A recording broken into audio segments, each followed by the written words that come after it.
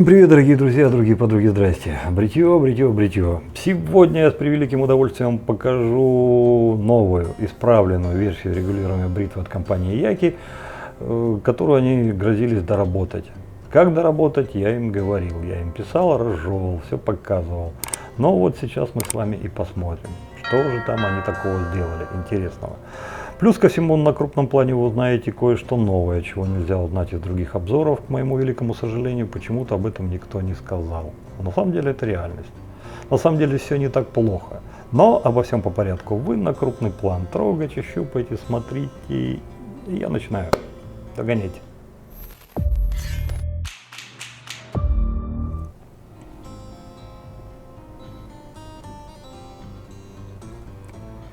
Парни, тут не ваш совет, хотя и совет тоже, наверное, но больше ваше мнение интересует. Вот смотрите, сразу же после производства эта деталь подверглась обработке.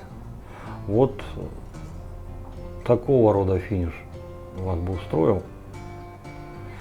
Если да, то у нас значительно бы снизились затраты на финиширование. Можно сказать, это вот конечный вариант, вот такого рода.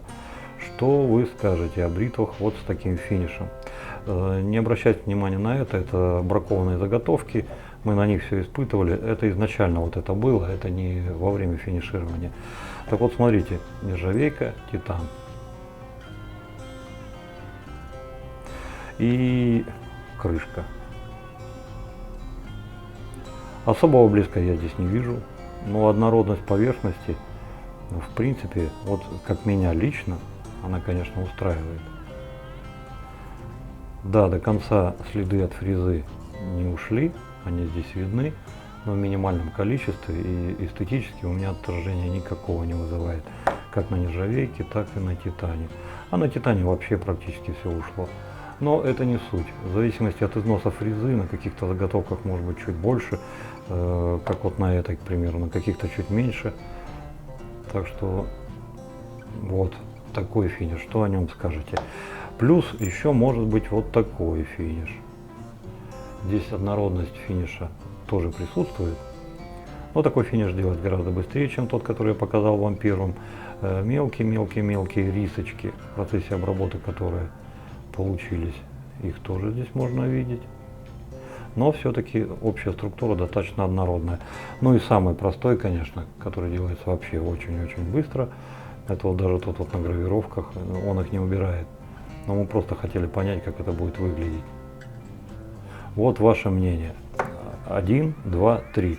Самый недорогой, чуть подороже, ну и самый дорогой, конечно, финиш. Вот что вы об этом думаете. Ну а теперь к нашим предметам обзора. Некоторые из вас уже в курсе, что совсем недавно на канал поступили новинки от компании Яки. И сегодняшний обзор я, наверное, хотел бы полностью посвятить регулируемой бритве. А вот этих два очаровательных сингл Эйджа и этого крепыша давайте мы отложим на потом. История, следствием которой стал сегодняшний обзор, началась не вчера и не сегодня, а в далеких 50-х, 60-х годах прошлого столетия. Там компания Gibbs выпустила свой всемирно известный, не побоюсь этого слова, регулируемый станок под названием Gibbs. Популярность этого станка была бы еще больше, чем она есть на сегодня. Он занимает лидерство в мире регулируемых бритв по мягкости и эффективности бритья, если бы не одно маленькое но. Французы слишком высокого себе мнения и сделали так, что под эту бритву подходят только их лезвия. Вот видите, вот эти вот пробойнички такие, так вот были специальные лезвия здесь с выемками. Люди хитрые есть не только в России, во многих других странах. Люди научились, как обходить эту условность. Дальше англичане не стали на этом успокаиваться, и компания Persona выпускает свой вариант этой бритвы, но который может брить на всех лезвиях. Эти бритвы давно уже не выпускаются и стоят сейчас как космолет. Потом проходит какое-то время, и прототипом этой бритвы послужила Rex Ambassador. Вышел и Rex Ambassador. Потом воодушевились мы с вами и сделали свою бритву Тайга. Потом некие энтузиасты из Америки, все-таки пытаясь возродить вот эту вот бритву Gibbs, делают чертежи, с этими чертежами обращаются в Китай, компания Яки. Яки что-то делает, энтузиастов все не устраивает, заканчивается все тривиально просто. компания Яки посылает энтузиастов. Как далеко, я не знаю, но их сотрудничество было прервано. И Яки уже сами выпускают свой первый прототип этой бритвы. Обзор на эту бритву уже был. И сразу же после этого обзора я написал Якам и сказал: ребят, вот смотрите, вы сейчас продаете эту бритву за $15, а могли бы продавать за 50. Но для этого нужно сделать то-то, то-то, то-то и то-то. Подробно им разжевал, рассказал, показал, в чем проблемы первого образца их бритвы регулируемой. Я думал, что второй образец, который уже якобы доделанный, но должен был исключить все вот эти недоработки и являть собой что-то уже более такое продвинутое, доработанное и удобоваримое. Что будет сегодня, я не знаю. Но вот всю эту предысторию держите, пожалуйста, в голове, потому что сейчас мы начнем выворачивать вот это изделие полностью наизнанку и смотреть, что оно из себя представляет, в том числе и бриться. Погнали!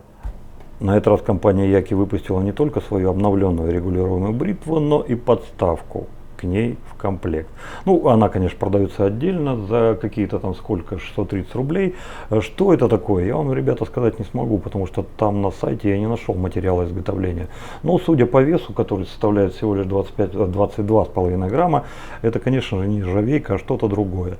Эмалированное покрытие вполне себе достойное. Штифт. Вот здесь вот наверху, он вращается свободно, там внутри он, скорее всего, как-то по-другому закреплен, то ли расклепкой, то ли еще чем-то, но имеет свой диаметр 4,95, который позволяет ему спокойно стыковаться с внутренним диаметром на станке, а здесь у нас 5,33. Эта подставка может стыковаться не только с новой бритвой Яки, но еще и с Рексом. С Рексом она стоит более-менее уверенно, нормально, хорошо. Ну, я имею в виду Рекс Амбассадор. А вот с Яки, с Тайгой уже проблемы. Почему что? Да потому что у нас внутреннее вот это вот отверстие, оно по диаметру подходит, но глубина не того калибра, она слишком мала. Ну и сами понимаете, вес не может выдержать такую махину. Но я это сказал между прочим, и просто так, потому что ни Рекс Амбассадор, ни Тайгу я бы вам не рекомендовал ставить на эту подставку, потому что не по сеньке, шапка. 630 рублей, ну, сами понимаете, да, то есть это изделие не того калибра, это просто в плане информации. С подставкой все, убираем ее нафиг. А дальше у нас сама бритва. Что же она из себя представляет? Вот сейчас где-нибудь я вам тут нанесу информацию, из которой вы узнаете практически все тактико-технические параметрические данные, но плюс ко всему я еще вам хочу сказать, что разгоповка у этого парня очень-очень мощная. Но не без минусов. Из чего же он состоит? Разбираем.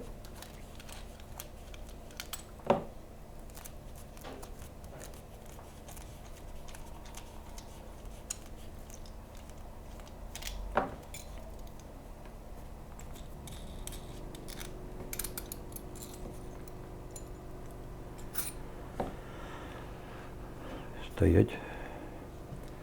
Все те же 7 деталей, что у гипса, что у Тайги, ну и у Яков тоже.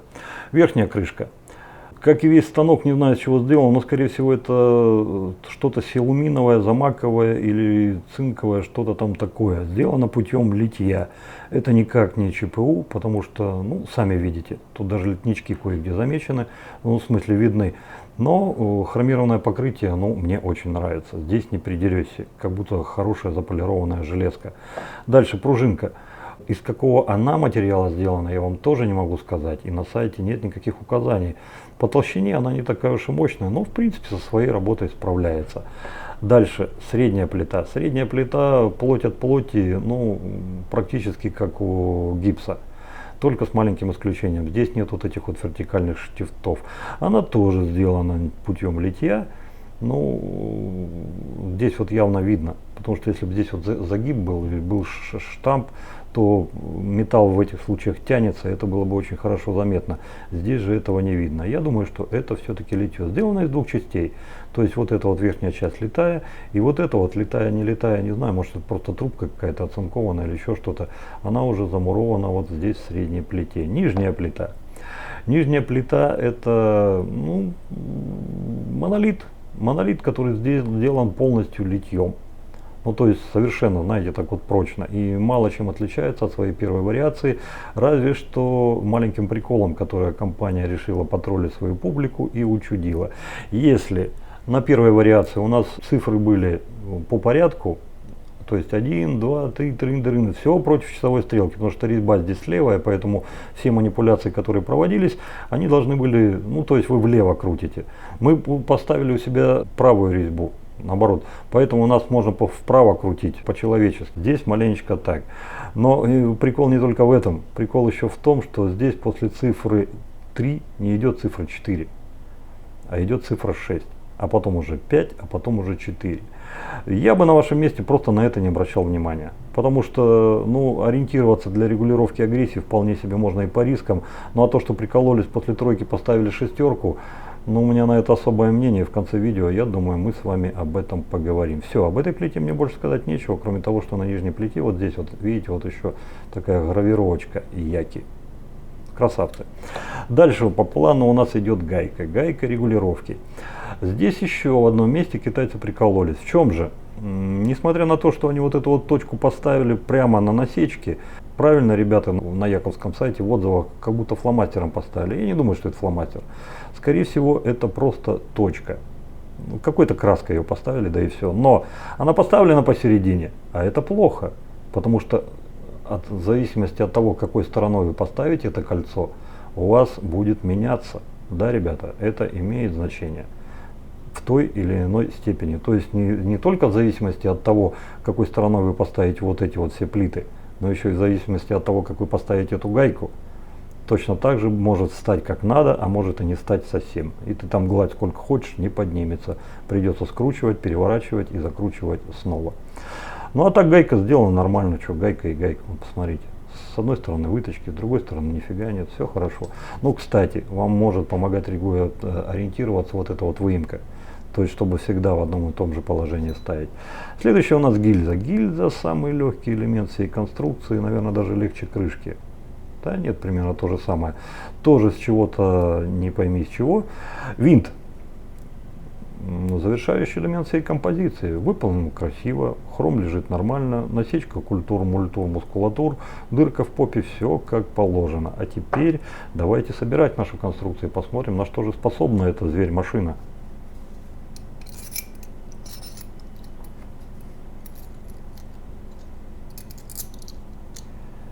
Здесь я советую прижимать пальцем и, видите, блин, и потом закручивать.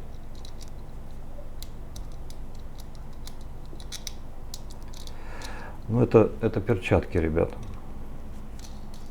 Они маленечко цепляются. Так.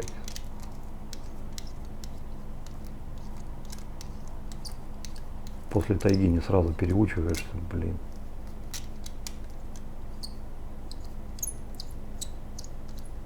Угу. Вот. Все, собрали. Какая-то простая, наивная душа подумает, что если для того, чтобы регулировать агрессивность на первой модели, нам приходилось делать простые, нехитрые манипуляции. Это, конечно, не анонизм, но где-то рядом. То есть нам нужно было открутить эту штуку, потом открутить гильзу, потом выставить то, что мы хотим получить. Ну, допустим, там провернули там на сколько-то там, да? А потом закручиваем эту гильзу, потом закручиваем этот винт, и будет нам счастье.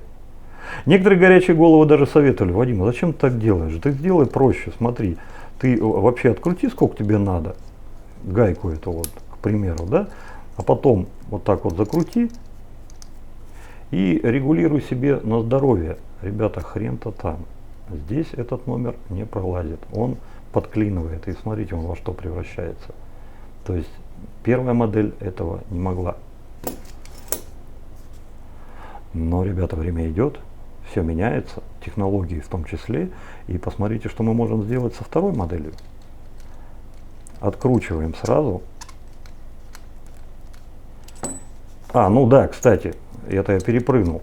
Здесь в этой модели, прошу прощения за задержку, вы точно так же, как и в первой, крутя вот это вот, вы ничего не получите. Она зафиксирована. То есть с этой стороны гайка прикручена к ступице нижней плиты, с этой стороны она законтрагаяна самой гильзой, а потом она еще поджата винтом. Все, ребята, момента море. То есть тут уже никуда ни звука, ни пука не повернешь. Вот она как есть, так и есть. Но есть все-таки хороший вариант. Откручиваем сразу на большое количество оборотов и смотрим, что у нас с точкой. Точка у нас не пойми где. Давайте выравнивать точку. Так, пренебрегаем тем, что выемка у нас уходит так, и давайте переворачиваем. Хопа. Попали? Не попали. Стоит на шестерке. Ну, это некрасиво, это не по фэншую, поэтому вытаскиваем. Так. Ослабляем, переворачиваем среднюю и закручиваем. Попали? Аллилуйя, братья мои, попали. Запоминаем. Плита должна быть средняя вот в этом положении. Выемка, паз должен быть в этом положении, чтобы вы спокойно. И, кстати, с одной стороны в гильзе есть резьба, в другой нет. Тем местом, где у нас есть резьба, это вот самая большая фаска, уже тут закручиваем. Я думаю, что с 1, 2, 3, 5, 15 раза каждый из вас может к этому привыкнуть, и проблем это не будет вызывать ровным счетом никаких. Так, вставляем крышку. После того, как мы с вами выровняли все, и у нас точка точно напротив единицы, можем делать уже следующую манипуляцию. Откручиваем винт, откручиваем гильзу. Ровно настолько, чтобы они нам не мешали в будущих действиях. Каких же? А вот смотрите, берем эту точку и поворачиваем на один полный оборот, а теперь на второй полный оборот. Отпускаем, смотрите, заклинило. Теперь все это аккуратненько придерживаем. Теперь здесь контрагаем. И что же мы с вами получаем? Некое подобие чего-то нормального. Потому что в этой бритве мы уже можем крутить, вертеть и что-то там выстраивать. Вот смотрите, я сейчас отогнал на нулевой габ, вот как она стояла. Вот видите, давайте я вам даже покрупнее сделаю, кто глазам своим не верит. Вот видите. И теперь я спокойно, у меня здесь все зажато, я спокойно могу выставлять любую агрессивность в пределах тех самых 2 оборотов, которые я себе назначил. Вам не нужно 2 оборота, вам нужно, допустим, 1 оборот. Да и хай с ним. Открутите на 1 оборот, законтрагаете, и в пределах этого 1 оборота вы сможете выставлять любую агрессивность. А на что вообще в принципе способна эта бритва? А эта бритва способна разогнаться от 0,8 гапа до 4,5 в максималке. Для того, чтобы вот эти вот тифты вышли из пазов, бритва может выдержать 4 полных оборота. Да, здесь уже вот так вот все култыхаться будет, да, болтаться, но они до сих пор еще зацепление, до сих пор еще держатся. Но самое печальное не в этом. Вот это я уже сделал 4 оборота, оставил на 2. Ну, вот тут погрешность, там плюс оборот, минус оборот, там плюс 5 оборотов, минус 5 оборотов. Короче, ребят, смотрите. Если поставим в изначальное положение, и вы можете вот использовать такой же синхрофазотрон по учету нанобраунских частиц в 3-м измерении, ну, сокращенно щуп. Так вот, если его использовать, то получается, с одной стороны у нас разгоповка идет 0,8-0,9, это старт вот в нулевом положении, а с другой стороны уже начинается от 1 и 1,1, то есть разные концы по-разному. И когда вы полностью выгоняете все на 4 оборота, как мы с вами только что делали, тогда у нас с одной стороны габ будет 3,6,4,0, а с другой стороны 4,0, 4,5. То есть вот эта вот некоторая кривизна в пространстве и корреляция действительности все-таки происходит. Я с этим ничего не смог сделать. То ли тут, граната не той системы, то ли тут еще что-то. Но вот видите, все время один край у меня в одну сторону. Увы и ах. Но зато, если вот так вот, сейчас вот так вот не хаметь, не борзеть. Сейчас давайте я соберу всю эту конструкцию снова. Так, конструкция.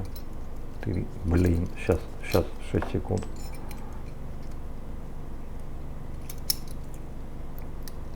Вот так вот. Так, и что у нас тут? А, вот единичка. Теперь смотрите.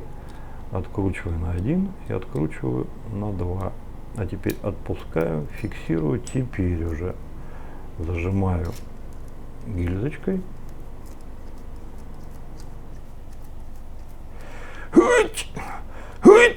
Вот так, пока глазки не спучились. И теперь уже контрагаем.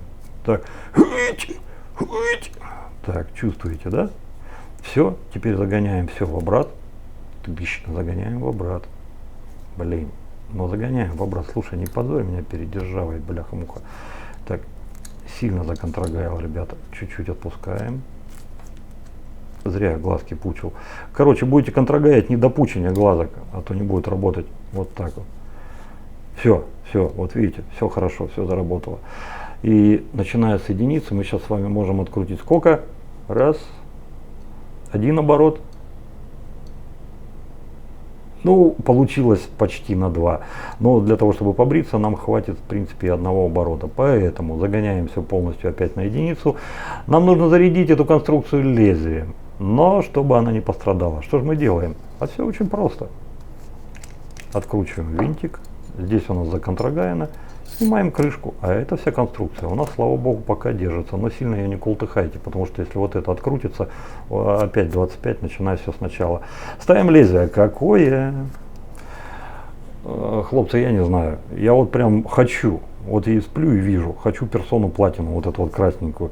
Но, блин, она уже как бы была на обзоре, поэтому давайте я еще так в сторонку уберу и возьмем Seven O'Clock. Он тоже был когда-то на обзоре, но давно его уже не было. Сейчас с этим 7-часовым лезвием и побреемся.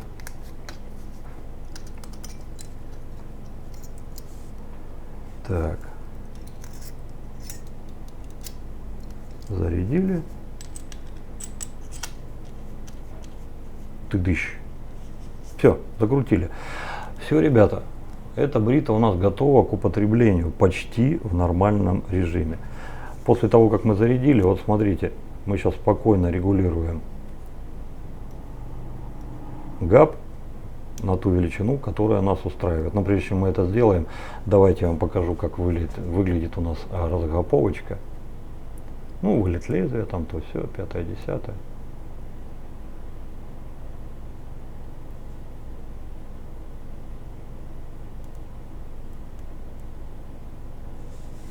Ну и вид сверху. Так, несмотря на то, что я вам только что показал, что бритва способна работать в очень большом диапазоне, и вы можете аж 4 оборота здесь делать, ну не то чтобы сыкотно, я предлагаю испытать эту бритву в пределах разумного. То есть давайте вот сейчас вот сделаем один полный оборот.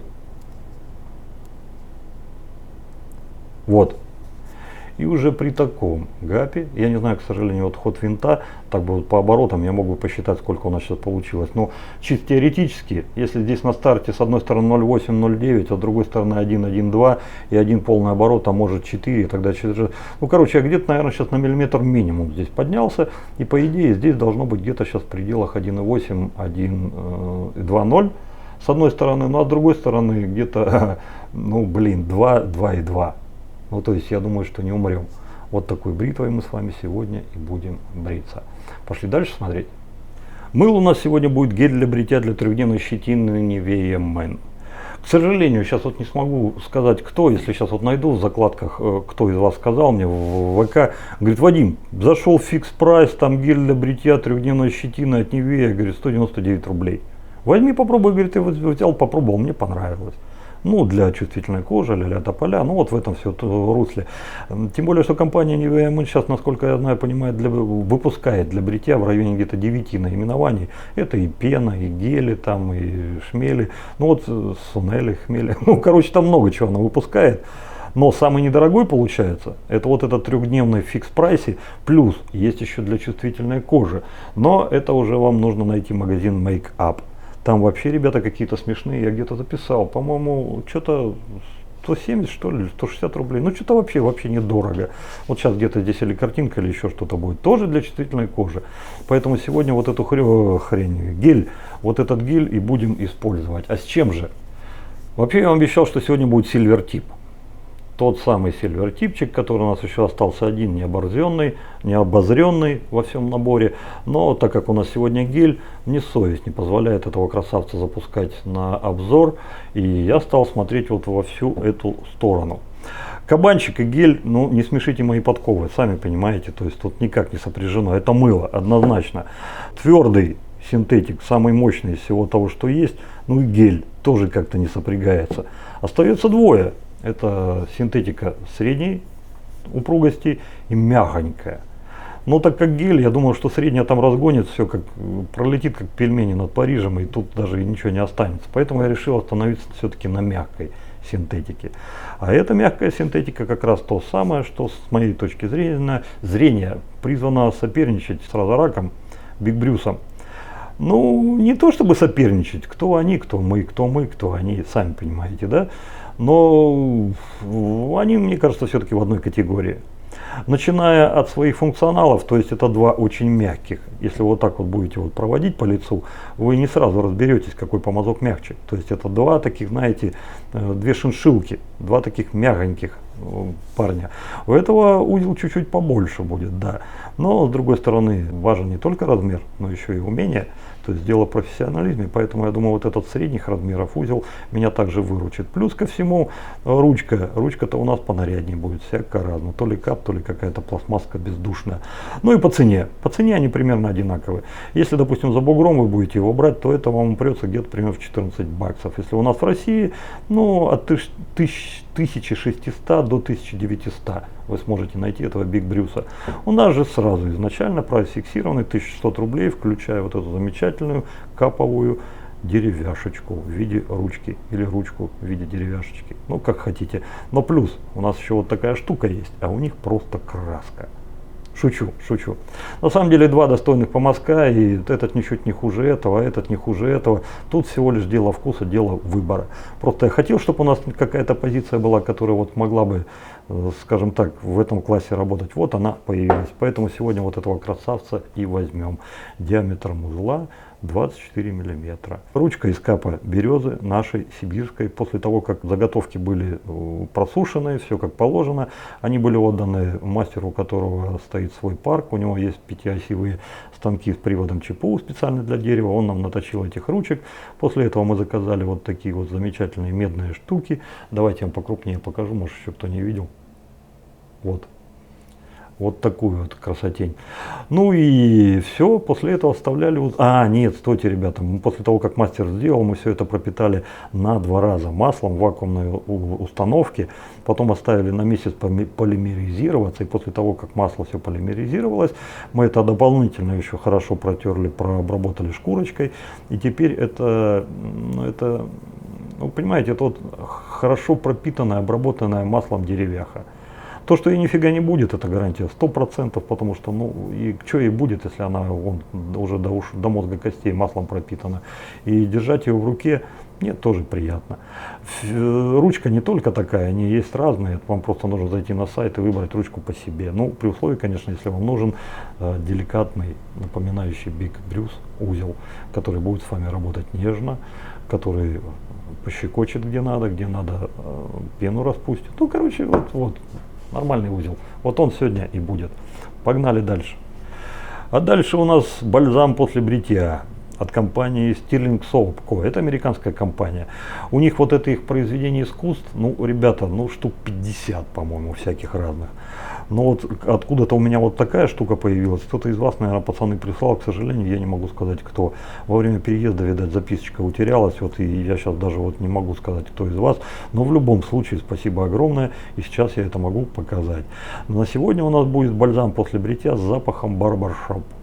Вот его-то мы с вами и используем. Как раз зима, как раз бальзам. Я думаю, что все будет нормально. Все, хлопцы, пошли бриться.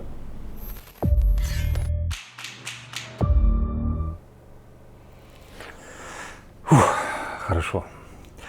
Решил попробовать камеру поставить чуточку ниже. Не знаю, хорошо это, нехорошо. Но вот из комментариев под видео и узнаю. Так вот, раз уж у нас сегодня на обзоре гель от Nivea Men, то, наверное, таких сильных каких-то процедур не будет. А вообще, почему у нас на обзоре гель от Nivea Men? почему не мыло там или еще что-то. Ребят, я считаю, что раз уж у нас канал, смотрите, какая консистенция, да? Раз уж у нас канал о бритье, то в принципе на этом канале можно показывать все, что связано с бритьем. Ну, кроме бритья вафельным полотенцем. Кто хочет на эту тему просветиться, ребят, дуйте в армию, вас там научат. Так вот, блин, воду не налил, дайте секунду. Не знаю, каким боком нам здесь помазок вообще в принципе пригодится, потому что смотрите, во что это превращается. Скорее всего, это все предназначено для того, чтобы просто сразу наносить на лицо, втирать ладонями, ну а потом, наверное, массировать. Давайте так попробуем сделать.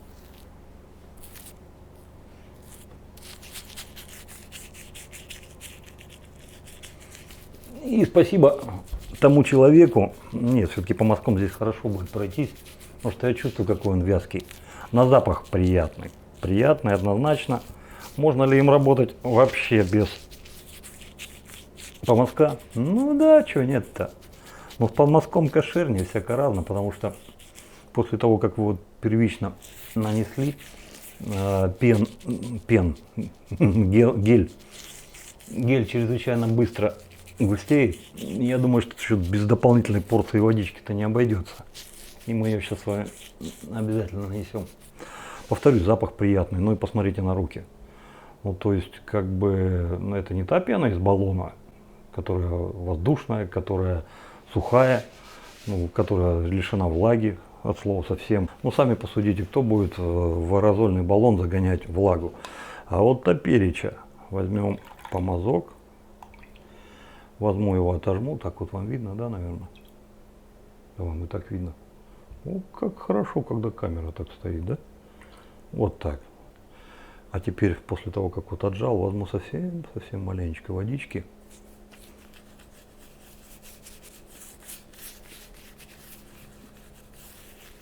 И попробую распределить. Привело все к тому, что я убрал нафиг. Нет, много осталось. Так, что-то я уже отвык такими вещами бриться. Это сейчас что? Ну, скольжение есть. Но плотность заметно убавилась. Смотрите. Кожа по всему лицу. Давайте в принципе разберемся, можно будет так бриться или нет. Вот допустим, я весь из себя такой нанес, потом по мазкам прошел, смотрите, что осталось. И давайте посмотрим. А на чем же мы с вами будем бриться? Напоминаю. Так, где у нас эта святая метка? Так вот, угоняем его полностью в начальное положение. Ты где начальное положение? Блин, что за хрень такая, не пойму. Ну вот, что-то уже сбилось. Так, давайте настроим все это с изного. Вот, стоит на единице. Я много не буду откручивать. Так, смотрите, раз, два, три, четыре. Вот так 4 будет достаточно. И контрагайл. После этого... Нет, рано законтрагайл. Надо было здесь затянуть, а потом законтрагайл. Блин. Так, давайте еще раз.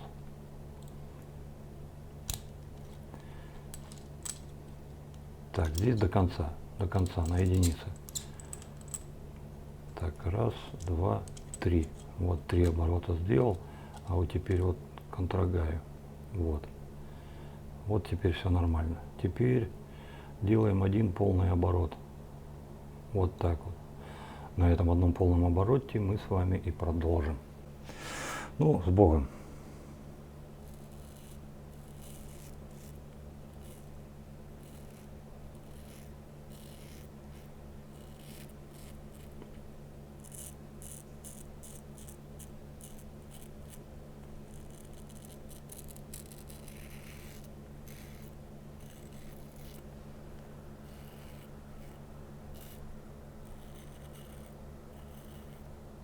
Тыц.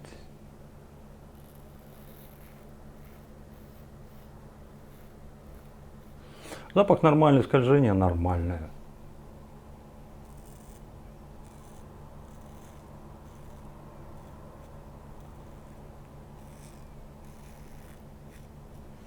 Ручка, когда попала пена, Вот она скользкая, да. Тут, конечно, ну, что есть, то есть. Слово из песни не выкинешь. Так.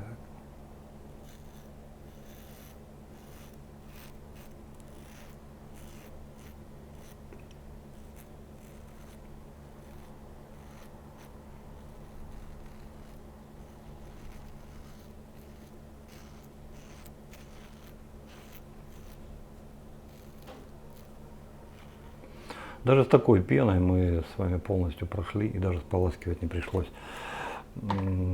Я тот еще математик, вы, наверное, уже заметили. То есть я с ней достаточно так фривольно обхожусь, никогда ее не любил. Но, короче, если за 4 оборота с миллиметра поднимается до 4, значит получается за 4 оборота мы поднялись всего на 3 миллиметра. Так вот, там получается то, что мы сейчас на полный оборот поставили, это нифига не 2 миллиметра. Потому что 3 разделить на 7 это 2, так, ну 0,73, 0,75, сколько там? Ну, скорее всего, резьба с шагом 7 десятых миллиметра. Значит, один полный оборот добавляем где-то 0,7-0,8. Было миллиметр, к примеру, ну, стало 1,8. То есть вот у нас сейчас здесь гап где-то в пределах 1,8 с одной стороны, ну и где-то 1,9 с другой стороны. Нет, и 1,7 с другой стороны. Вот такая вот вилка. Ну а то, что разгоповка здесь разная с разных сторон, и здесь стоит под укос, на первом проходе роли никакой не играла совсем. Ну, то есть я воспринял одну сторону чуть помягче, другую сторону чуть поагрессивнее. Вот как-то так. Второй проход. Изменим технологию. То есть я сейчас просто лицо намочу.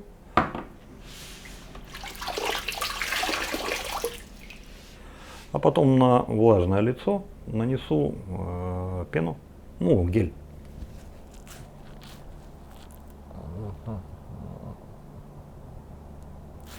Из такого плена вырываться не хочется. Так, ну иди сюда, мой сладкий сахар. Ну это явно дофига, что-то я прям по-наглому.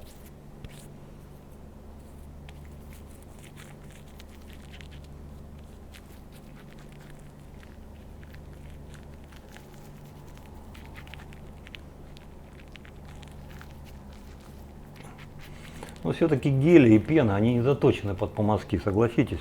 Ну вот так она хоть какой-то вид имеет. А вот сейчас я зайду сюда по мазкам. Да заради чего? Я все-таки, наверное, от греха подальше его уберу отсюда нафиг. А потом уже с нормальным мылом там или что у нас там будет. Вот там мы его и посмотрим. Ну что, ни тятя, ни мать, вообще ничего. Так.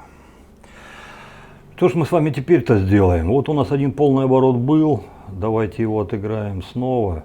И ну, давайте полоборота, наверное, сделаем.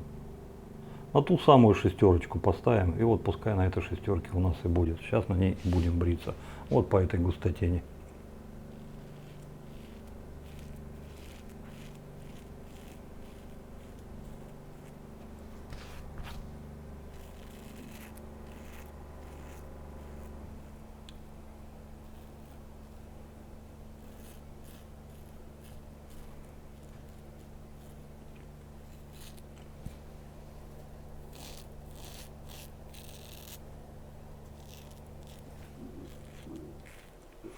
Если без помазка, то густющесть, вот это что-то тут неправильно стоит, да?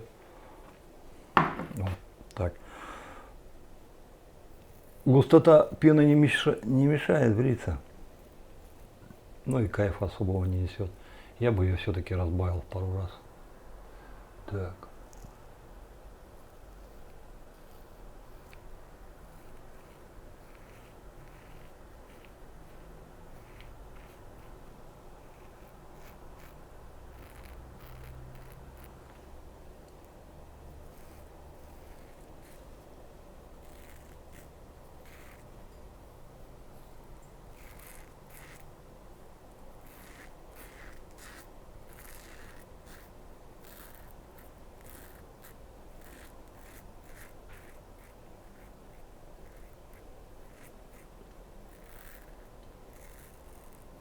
Ну, вот таким макаром уже, конечно, полной прохода не хватает. Приходится, блин, туда поставлю. Ребят, меня жена за это загнобила Иванов, блин, серьезный мужик, ну ты чё ты позоришь? Я говорю, в смысле? Говорит, ты с чем бреешься? Я говорю, ну как с бритвой там, а воду во что набираешь? Я говорю, ну там ведерки какие-то, из-под майонеза. Я говорю, нет, из-под шашлыков. Иванов, ну ты чё? Возьми какую-то тарелку нормальную, там чашку. И что-то мне так как-то неловко стало. Я вот сейчас ее и прячу. Еще нового не нашел, а эту как-то, чтобы вам не светить. Вот так и ныкаю. Ребят, найду. Все будет нормально, все будет хорошо.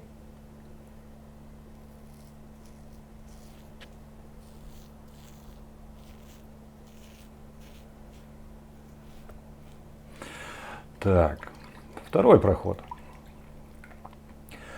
Ну, давайте, знаете что, чтобы следовать закону жанра, давайте сейчас, наверное, откатаем его вообще до начала. Ну и тут хотя бы двоечку вот так вот номинально поставим, ну, пускай хотя бы двойка будет. Вот на этой двоечке с самого начала, кто просмотрел, смотрите, вот это нулевой и ставим на двойку. Вот сейчас так и побреемся. Намочили. Так, сейчас так наглеть не будем. Вот так давайте, наверное.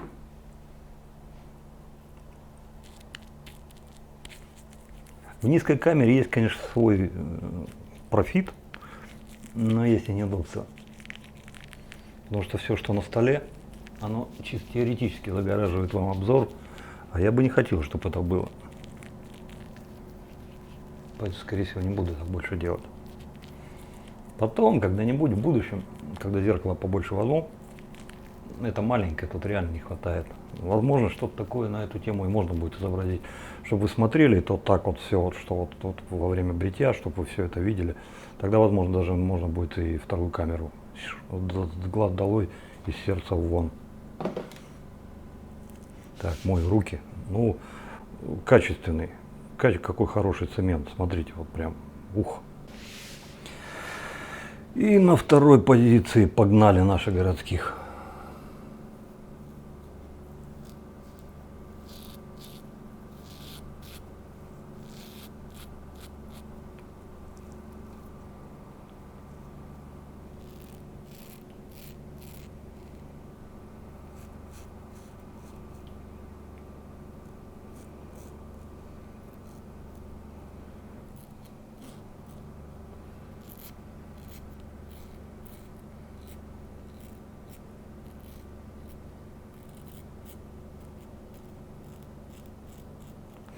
Я помоложе был, школа на школу ходили, район на район.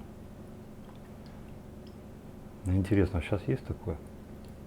Или сейчас все гораздо более спокойнее?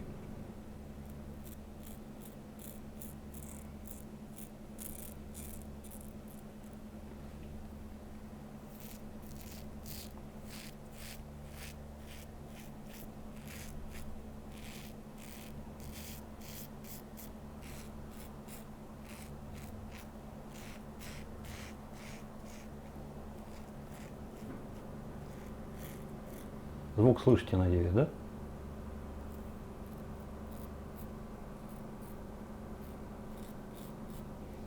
Ничего себе. Так, вот здесь вот. Ну вот недостаток. Чтобы где-то подсобрать, с баллона выдавливать, что ли.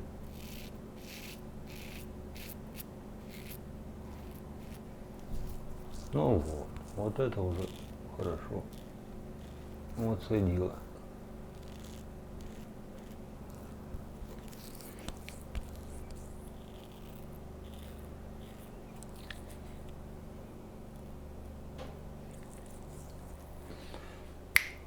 Just a perfect, как говорят в Канаде или где там, в Америке, да?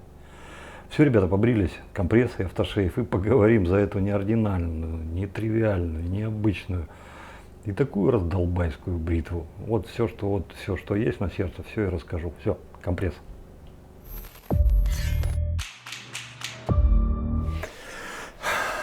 Хорошо.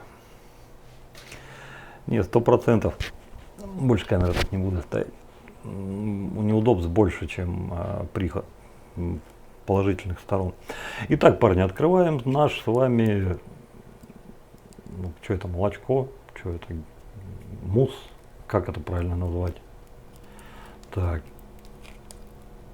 Бляха-муха. А так просто и не вскроешь. Да чтоб тебе, блин. Короче, не будем выделываться, вот так вот сделаем. Но первый минус на эту канитель запишем. Ух ты, ёпарас это. Но это явно много. Так, конечно, при всем уважении к компании, но это очень много. Давайте я вот так, наверное, уберу. И вот так уберу. Ну, то есть, я вначале думал, что это пакетик какой-то, знаете, типа, ну, как в гостиницах. У нас, я не знаю, есть, нет, в Америке, когда ты приходишь, номер снимаешь, там мыло, зубная щетка, зубная паста, ну, и если ты бреешься, могут еще вот такую штуку покласть.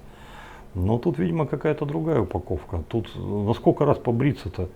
Ну, то есть, если ты на неделю приехал, ну, вполне возможно, что неделю можешь вот этим вот себя ублажать. На запах не барбаршаповский. Сколько убрал, и все равно этого много. Весь уфигачился.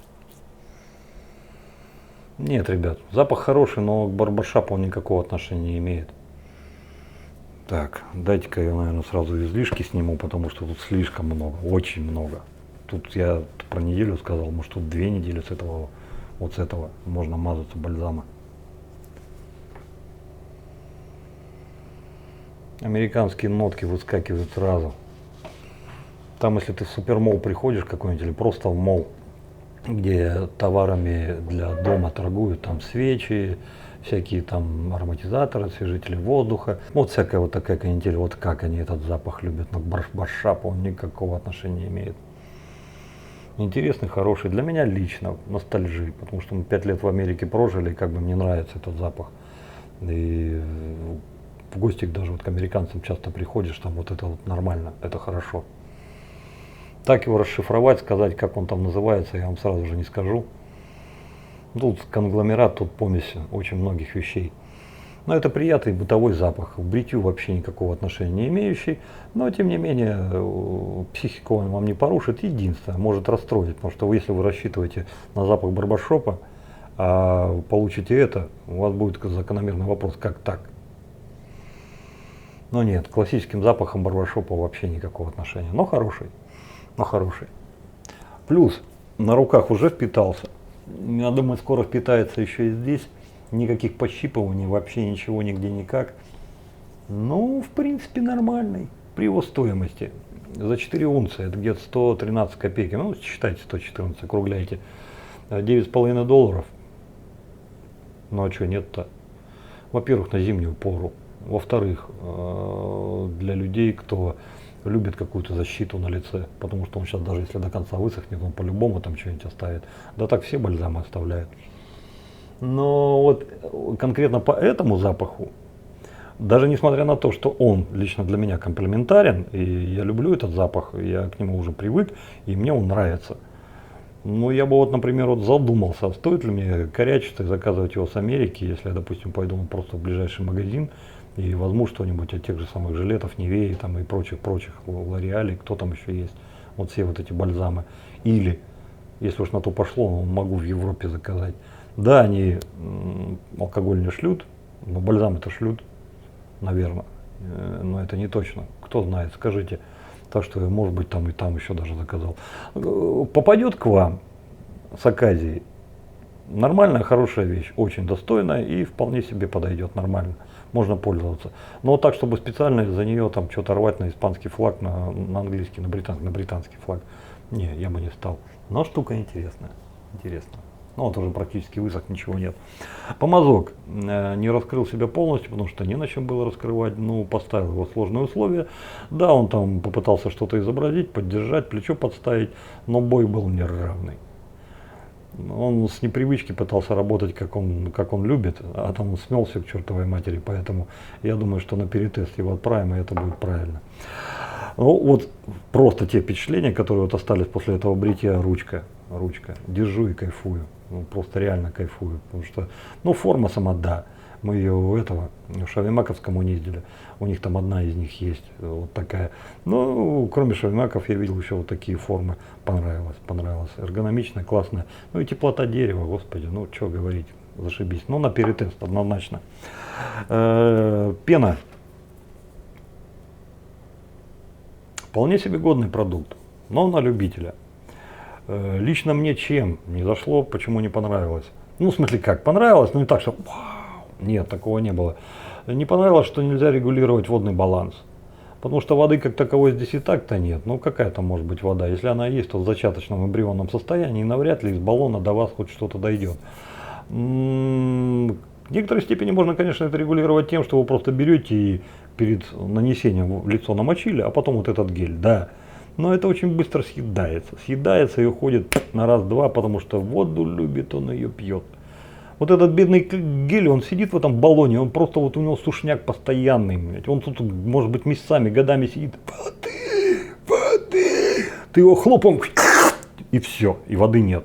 Вот сколько бы ты ни дал на лицо воды, он ее съедает махом. Вот так он ее любит. Вот так он, сука, людям мстит за то, что его без воды оставили. Но она без воды, сами понимаете, когда бреешь, ну вода-то нужна. Ну тут, чтобы как-то это компенсировать, наверняка какие-нибудь там вот эти смазочные всякие материалы, там, ну не масло машинное, конечно, что-то другое, но все равно что-то добавлено. Бриться, да, бриться нормально, бриться можно, но без воды и ни туды, и ни сюды. То есть вот как-то так. На скоряк в режиме ускоренного встал, отжался, упал, побежал, схватил, перебежал, хоть увернулся, ну да, в этом режиме он вполне себе. То есть, когда у вас голова на автомате, у вас там без заморочек, там без всяких фэншуев, без всяких там предварительных ласок, там быстро пришел, сделал, ушел. Вот. И даже, ну вот, очень многие известные люди, возьмите даже вот Олега Бритву, ну сколько он видосов выпустил, на которых он бреется пеной, просто пеной из баллона. И я понимаю человека. Я не думаю, что это тот человек, который не может себе позволить хорошее мыло, хороший помазок или хорошую бритву. Я думаю, у него все этого есть больше, чем у нас с вами, а может быть даже еще и с крышечкой. Навалом. То есть человек поперепробовал все, но бреется пеной. Почему? Устал, присытилось, удобно, нравится, причин может быть много, масса. Но самое главное, что он делает по-нормальному, то есть он бреется так, как ему нравится, он получает кайф от того, что ему нравится, а не того, что кто-то сказал. Бритье самое главное, если вы кайфуете. Если вы бреетесь при помощи детского мыла, вот как вот ребята в комментариях говорили, нормальный бритвенный крем, взял детское мыло от этого Джонсон & Джонсон, на терочке прошел, водичкой разбавил, у тебя вот такая масса получилась. Но он там, правда, еще советовал варить, но я варить не рекомендовал бы категорически, потому что многие люди, ну просто без задней мысли могут на самом деле начать варить. А это варится не просто так, это делается на водяной бане. И то вы можете прощелкать и выжечь, там все нафиг полезно, и там вообще ничего не останется. Зачем? На терке водой разбавили, расколошматили, все, наносите на лицо, брейтесь. Вот он так делает, он кайфует. Что, он плохо, что он ничего не соображает, что он дурень, что ли? Нет. Это взрослый, нормальный, хороший человек, просто он делает так, как ему нравится. Вы даже если дегтярным будете бриться и вам по кайфу, значит вы правы. А все те, кто вас порицает, они изначально будут неправы. Вот это я хотел сказать.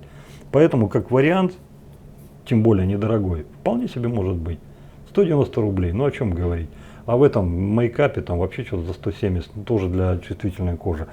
Вариант, вполне себе вариант. Так, ну достаточно времени уже прошло, высохло, но на лице все равно еще кое-что есть. Кое-что есть, поэтому такие вещи наносить нужно аккуратно и желательно на влажную кожу. Для чего на влажную? Во-первых, эту влагу, которая будет на лице, вы, конечно же, этой штукой законсервируете, и кожа ее выпьет рано или поздно. Во-вторых, вы тем самым уменьшите количество того бальзама, который покроет всю вашу кожу. Если вы наносите это на сухую, вам придется брать больше бальзама и дольше ждать, когда он высохнет. Вы нанесете больше, чем вам надо. А если вы будете наносить на влажную, то вы меньшим количеством угвоздаете все на свете. И вам еще и останется. И вам будет хорошо. Вот это я хотел сказать. Savannah Clark. Давно ими не брился. Нормальное, хорошее лезвие. Средней агрессивности, конечно, не Paul Silver. Но где-то рядом для меня лично. Нормально, но все равно. Вот красную персоночку я бы поставил. Вот если сравнивать Savannah Clark и красную персону, красная персона в ней конкретности больше. В ней есть что-то такое, вот нечто, которое, ну знаете, вот называют изюминкой, да? Вот попробуй, объясни это словами. Ну вот сказал изюминка, и что? Ну, непонятно, неясно, сложно, все сложно.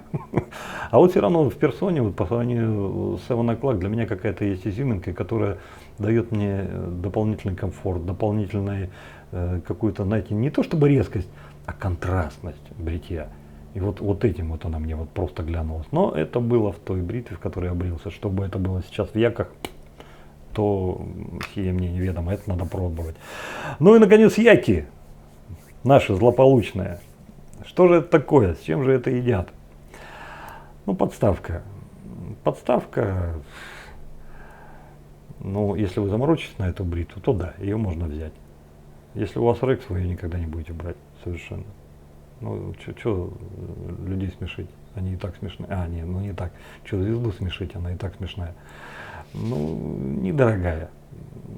С самого начала. Здесь нет никаких прикрас, никаких преувеличений. То есть за это не просят там 1000, 1500, 2, 3, 5, 10, 15. Это всего лишь 600 рублей. Ну, вот она так вот и выглядит. Для этой бритвы, да, она вполне себе функциональна. А для чего-то другого, ну, я не знаю, маловероятно. И, наконец, сама бритва. Я не знаю, как вам это...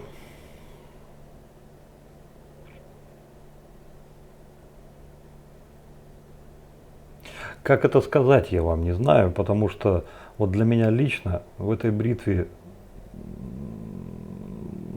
много всего и хорошего, и плохого. И все было бы ничего, если бы это было просто, допустим, 50-50, да? Вот пополам. Половина того, половина того. Но нет. Тут, с другой стороны, подпирает еще третий вопрос, который говорит, слушай, ну ты бы что бы ни говорил, ну ты про цену-то не забывай. А цены я не знаю, ее уже нет в продаже, понимаете? Давайте, знаете что, давайте исходить из того, что эта бритва до 20 баксов. Как был ее старший брат, там сколько, 15-17, сколько он стоил? Ну что-то недорого. Так вот, если эта бритва до 20 баксов, тогда рекомендую. Объясню. В этой бритве полно недостатков. Она и кривая, и косая, и определенная здоровая такая, даже очень, я бы сказал, доля гимора и пессимизма вам обеспечена. Потому что все это нужно покрутить, повертеть, трендер, ну сами видели, да? Но несмотря на все это, она бреет. И бреет хорошо. Хорошо.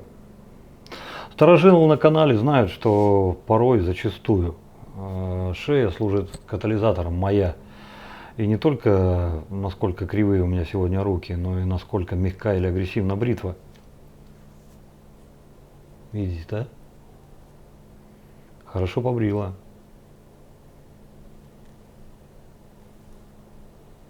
Вот, один зацепился, маленький.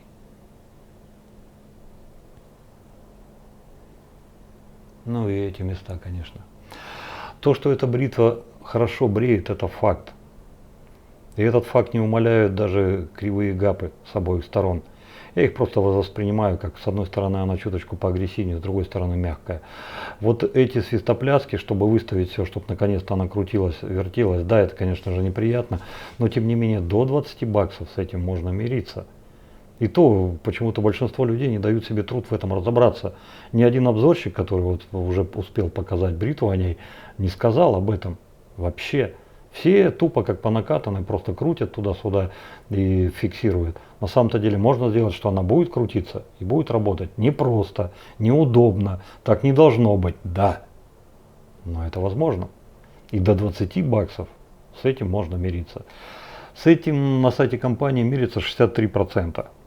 63% поставили ей пятак. Совсем немного, 17% все-таки не готовы до такой степени идти на компромиссы, поставили 4.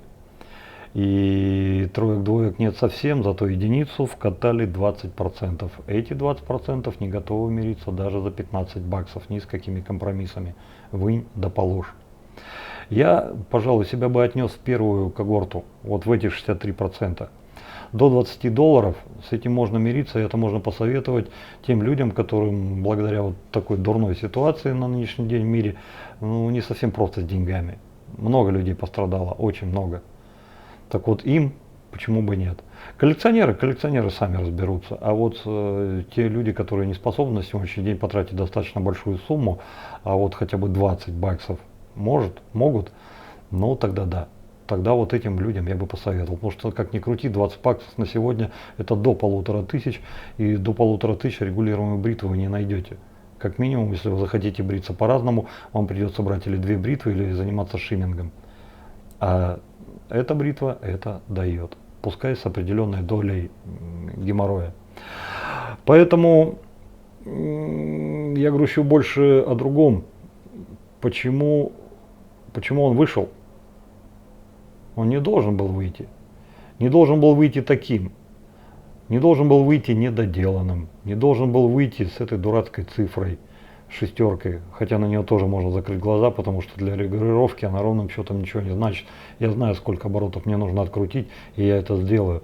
Можно с определенной долей скепсиса мириться и с разной разгоповкой по сторонам, вот с этой легкой кривизной, которая здесь есть. Но не должно было этого быть. Это бритва после переработки. Я боюсь подумать, это что, у Яков нет своих инженеров? Яки не в состоянии справиться с такой задачей? У них есть чертежи. Год назад я им еще написал, ну когда вышла первая бритва, что нужно изменить.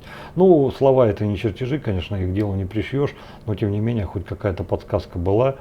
То есть, ну, не нашлось у людей человека, кто смог бы довести эту бритву до ума. Доведи ее до ума, Яки, они бы ее могли продавать дороже. И за 30, и за 40, и за 50 баксов. И люди бы им говорили спасибо. Потому что основа здесь есть. Геометрию все-таки они не испохабили. Геометрия вывозят. Геометрия бреет. И бреет неплохо. Но что имеем, то имеем. Я не удивлюсь, если они еще на третью реинкарнацию пойдут. Но с учетом того, что мы видим во второй, ребят, я даже не знаю, что и думать, что будет третий. На самом деле здесь ничего сложного. Ну а как видим, что даже с этой несложной задачей, ну пока у Яков не получается справиться. Вот такой непростой вывод. С одной стороны, да, бреет, и если кто-то до 20 баксов больше не может себе позволить, то им рекомендую. Всем остальным думайте. Думайте, потому что бритва бреет реально хорошо, но с оговорками. Вот такие, брат, дела. На этом разрешите с вами попрощаться. Добра, счастья, радости. Берегите себя, берегите своих близких. Дай вам Бог здоровья. Пускай у вас всегда все будет хорошо. Ну и до новых встреч. А в новом видео мы, наверное, с вами испытаем новые Яки. Или Single Age. Сразу два запустим, потому что, ну, по сути, это одно и то же, просто покрашено по-разному. Или того толстячка, которого вы видели, что именно будет. Ну, вот как скажете в комментариях под видео, так и сделаем. Ну и плюс еще одна хорошая новость для тех людей, кому интересно посмотреть сравнение всех регулируемых бритв, которые на сегодняшний день у меня есть на руках. Дело в том, что это видео увидели меценаты канала, это Сергей Сергеевич, ну и Дмитрич. И они вышлют еще кое-что непростое, офигительное, очень интересное. И это непростое, офигительное, очень интересное смогу вам также показать. Побреемся вместе, ну и до кучи добавим в этот объем.